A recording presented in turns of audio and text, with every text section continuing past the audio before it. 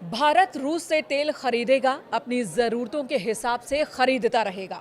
अगर अमेरिका को दिक्कत है तो वो भारत से रिफाइंड तेल खरीदना बंद कर दे।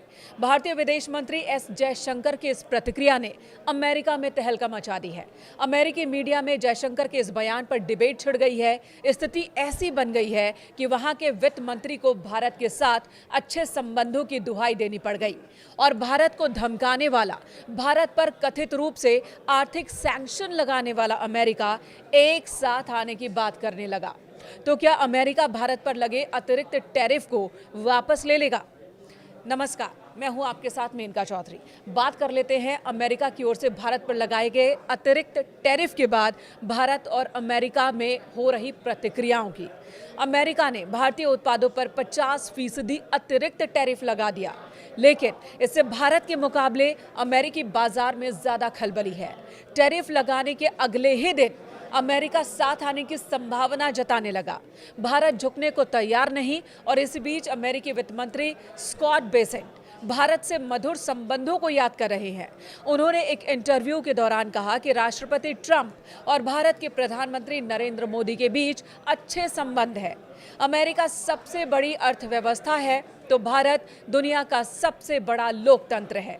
मुझे लगता है कि दोनों देश साथ आएंगे। और इस बातचीत के दौरान एक और ध्यान देने वाली बात यह रही कि भारत के साथ ट्रेड डील न हो पाने का दर्द साफ दिख रहा था अमेरिकी वित्त मंत्री की बातों में। उन्होंने कहा कि हमें यानी अमेरिका को लगा था कि भारत के साथ सबसे पहले ट्रेड डील हो जाएगी, लेकिन ऐसा हुआ नहीं। यानी टैरिफ के जरिए अमेरिकी भारतीय बाजार को मनमाने ढंग से इस्तेमाल करना चाहते थे, जिसके सामने भारतीय सरकार ने घुटने नहीं टेके। पीएम मोदी की टीम ने अमेरिकी ट्रेड डील की मांगों को मानने से इनकार कर दिया तो अमेरिका ने टैरिफ लगा दिया। हालांकि अमेरिका का कहना है कि रूस से तेल खरीदने की वजह से उसने भारत पर अतिरिक्त 25% का टैरिफ लगाया है।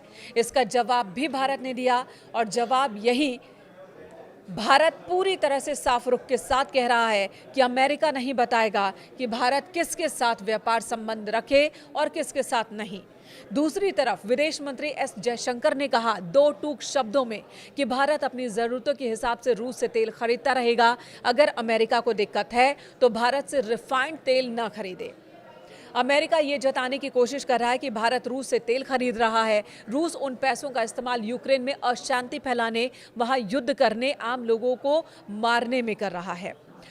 अब अमेरिका की ओर से इस गोल को अमेरिका के पोस्ट में ही डाल दिया गया और ये कहा गया कि अगर इतनी ही दिक्कत है तो आप हमसे रिफाइंड तेल ना खरीदें, क्योंकि रूस से तेल खरीदने के बाद भारत रिफाइंड करता है और फिर वही तेल अमेरिका खरीदता है, तो फिर अमेरिका भारत से तेल ना खरीदे।